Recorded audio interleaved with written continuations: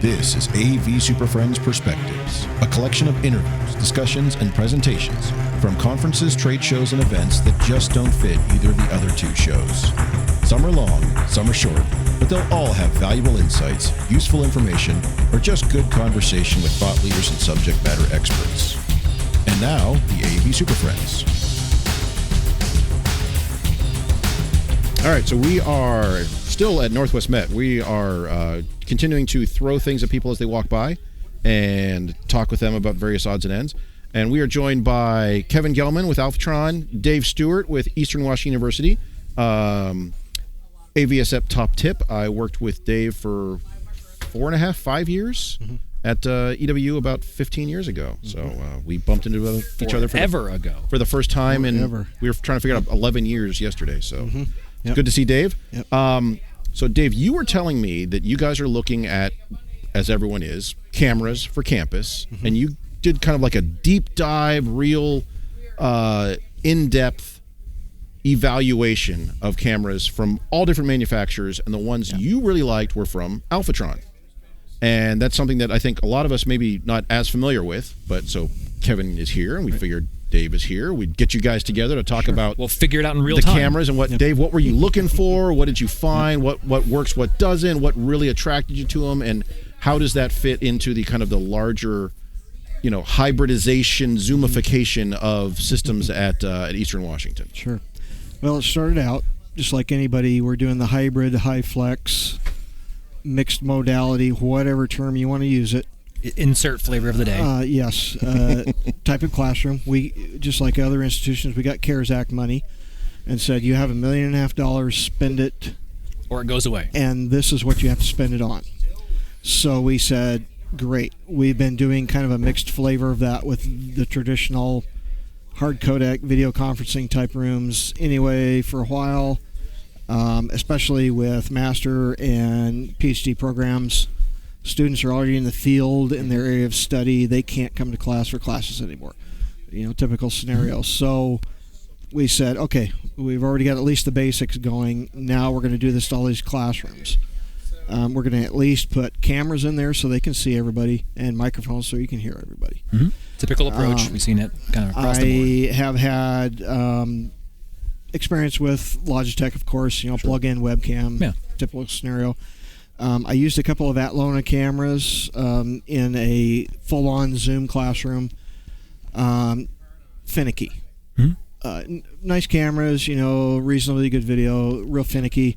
Had to resort to IR control. Serial control was not working. That's IR no control. Good. IR is hit and miss, as you know. Yeah. We had some Audio cameras put in a recently remodeled building. Nice cameras, horribly expensive, also finicky. So we reached out to our AV partner at Diversified, Nicole Marquardt, who's our contact there, and we said, hey, this is the problem. What do you suggest? And she goes, hey, have you ever heard of Alfatron? And we go, no. Tell us about that. And that's where the whole thing started. She got us in contact with Kevin.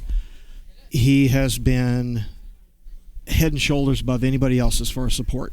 He and his engineering team. I swear he was waiting outside the door with a camera for us. He got them to us so quickly. They were literally on a FedEx truck the next day and to us the day after that. He was... nobody else has ever been able to compete with that kind of support. We got cameras quickly. If it didn't work quite right, if we had any questions, within a half hour of submitting an email, he was on the phone to my boss saying, hey, okay, let me spin in my engineers. So my experience hasn't necessarily been working with Kevin so much and the engineers as my boss, working out all the technical details, but my biggest experience was, okay, yeah, it looks like an Atlona camera, okay. It looks fine. Okay, yeah, okay, fine. I'll go plug it in. I'll humor you, see what it looks like, see how it operates. And the minute I plugged it in and the video came up, it just took me by surprise. It was just that much better than everybody else. Okay. The image quality was phenomenal. It was sharp, clear, colors were accurate. Then we dove in and said, we really don't want to do serial or IR control. That's HD-based-T is the way the industry is going. They have an HD-based-T camera. We got it in, plugged it into their switchers, all their devices that made it work. It is rock solid, extremely responsive, very quick. Sure. I don't know what kind of servos they're using in them, but man, those things are quick. The zoom capabilities are fantastic. So right from about the first couple of weeks of our evaluation, we were 100% on board. Okay. They just blew everybody else out of the water. And then, of course, we've had a very good relationship with Diversified. They give us tremendous support, too. And then with Kevin and his team, it's like, yeah, this is a no-brainer. Excellent. This is the solution that we're going with. And we have 2 active rooms right now with 2 cameras in there apiece. We're using Shure standard drop-down choir-type microphones. I forget the model number. Very, very good feedback so far. Everybody loves them. So we know we've got our solution. So we're about ready to blast it out. We've got a lot of cameras on the way, a lot of switchers and everything. So we're ready to rock and roll. So Kevin, many people probably haven't necessarily heard of Alfatron or where they're at positioned in the market. Can you give us like a quick rundown? Give us like the elevator pitch of kind of the history of Alfatron and kind of where your involvement is on where it's at. Sure. So Alfatron was born in South Africa in 2015, and we decided, because of the interest internationally, but that we've been getting lately, we decided to branch out and move to the US and bring the product to the US, and that's what I did in 2019, which was just pre the COVID. I came out here and I started Alfatron in California, and we've currently got warehouse in California as well as North Carolina. Alfatron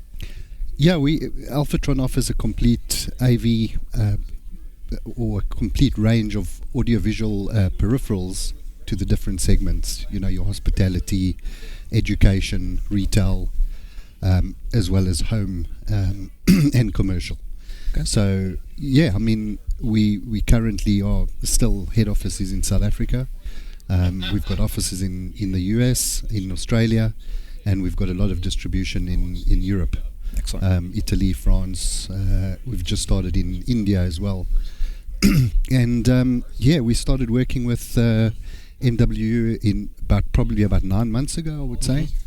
It's been a great experience working with them. We've learned a lot of things because they really did take the product and short of taking it and throwing it on the floor and trying to break it, I think we did everything. Yep. So Dave, when you get back, try breaking. Yeah, throw it on the floor. I like him too much. I'm not going to break him. But I'm curious, and so Dave, I want to talk a little bit deeper about kind of why you looked at the camera you did. If you guys have the actual part number, I want to share that because it is a PTZ HD-based-T camera. Right. And in the past, Chris and I have been looking for cameras like this as well. And many on the market are out there. You can get video, maybe you don't get control, or there's always some little piece that seems to not necessarily complete the package. But you looked at this Alfatron camera and you said this actually gave you everything. Can you just kind of go through how you're using it and how you're controlling it and what you're actually doing and what is the actual model and kind of how did that come to be? The actual model number I don't know off the top of my head.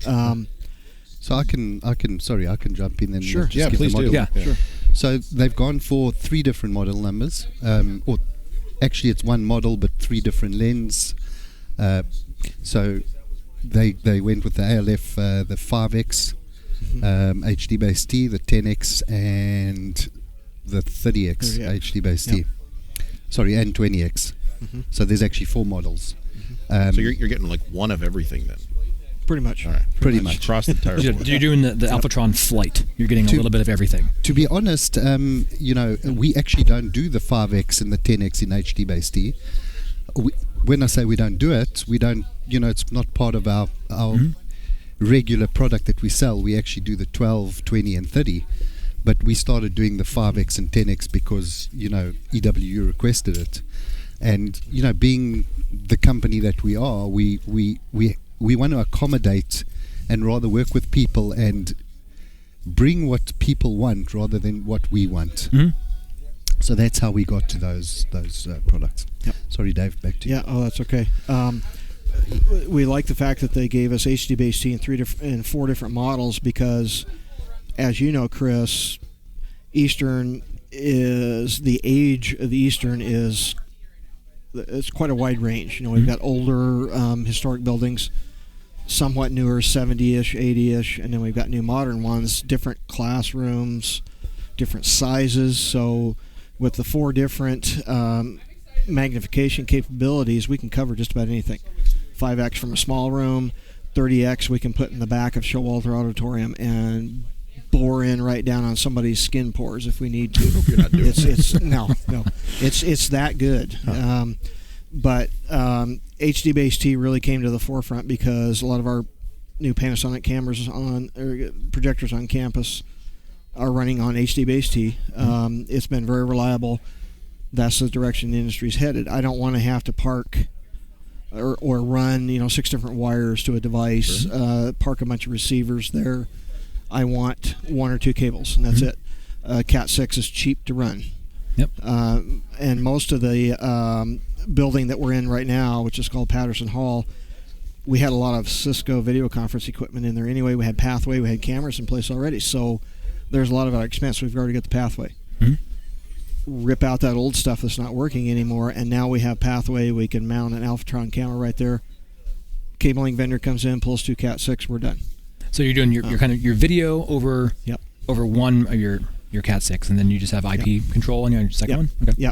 Yep. And so many people who may have not or may have looked at cameras that may be HD-based-T in the past will also find that HD-based-T port may be the only connector that's Cat 5 on the device, where this one has 2. Right. One for your video, and then the second one there for control as well, which is what you don't see on all these PTZ cameras that claim HD-based-T. Right. Yeah, and this is a true standard too. It's not like we were discussing yesterday. It's not somebody's flavor of it. It truly adheres to the standard. It's been extremely reliable. We put it through almost 6 months worth of testing because we've got the provost staring us down saying, you better get this right. You better get this right. So, no pressure. So we wanted to make sure it was going to be flawless. And it has been rock solid ever since. There's just, like I said, it's a no-brainer. The decision was made for us. Excellent. So you're able to retrofit a lot of spaces with just 2 Cat cables, make those connections, put a camera in, little receiver at the far end, break out to USB, and you're done, sort of thing? All right. Pretty much. We run them a lot of times back into their switcher. Then we can inject video content from like an AMX or an Extron switcher that's in the room. And now we've got everything under control there. We've got cameras, content, and everything under one box. So they've got a very nice switcher that handles that. So we don't have to try to dumb it down or adapt it 6 different ways to get it into the Extron or the AMX product. They have a switcher that does a lot of that heavy lifting for us, which really makes it slick, makes it seamless that way. So then, Kevin, what are you seeing as far as those requests from different schools and different colleges as far as what sort of cameras they're looking for, what sort of systems they're looking for? Is this pretty common, or are they doing something a little different? It's very common. Everybody wants the camera with 1 cable. They don't want to worry about getting power to the cable, to the camera. Our cameras, with our receiver powers the camera, and as well as it's got the 2. It's got a LAN port and the HD-based-T port, but the only time you would really need to use the LAN port is if you want to stream through the camera. But you can really control the camera via any third-party device like Extron, Crestron, AMX. Through the RS-232 back down the HD-based-T cable. And I think that this is what most people require. They want a camera with 1 cable running, and that's it. They don't want to worry about easy driving power to the camera. Common commodity cable, easy to deploy. I like it. Very simple. That was a big plus for us also because so many of these buildings, it's very expensive to relocate power. Oh, it's impossible. It's cheap. That's easy. Just get up there and cut those walls open. And you try to get the electric shop on campus to help you out. Well, they're short-staffed. They're busy too. Well, now I got to go into a brand new building and start cutting holes in the wall. and relocating power or scavenging power from someplace else, and they look at you like you're nuts and go, yeah, we'll get back to you. I think, Chris, we recently talked about that, whereas when we're assessing cameras, like PoE is a must-have, or some way to power that thing remotely. Nobody's going to put 120-volt outlet at every one of their camera locations because it's just not going to scale correctly or be affordable at all. At this it's point, just too expensive. And then, like we just had this last week, supposed to be our spring break, we had an annual or semi-annual test of power of circuit breakers on campus. Killed all the power. Just walk around, bam, bam, bam, bam. I don't want to start hitting those cameras with 110 every single time that the building lights back up. Now we've just got PoE. It's a lot gentler on the product. It seems to come back fully more often. So I just like PoE powered products. Oh, absolutely. Great. Cool. Well, all right. Well, guys, thanks for coming by, giving us a little background on the story. I think we appreciate coming by and being a part of the Northwest Met 2022. And Kevin, if people want to get a hold of Alfatron, what's the best way they can get a hold of you? Either calling in 818-539-7882 or they can send an email, Kevin at alfatronelectronics.com, and I will, if it needs to go to technical or whatever, I'll just forward it through to whoever. Well, Dave, any way to get a hold of you if people want to track you down? You can contact me, probably email is the best. It's pstewart, Stewart, at EWU.edu. Or as we used to call it, EWU.edu. Yes. All right, guys. Well, thanks for stopping by, giving us a couple minutes, and thank you. It. All right. Thanks. Cool. Very cool. Thanks, guys.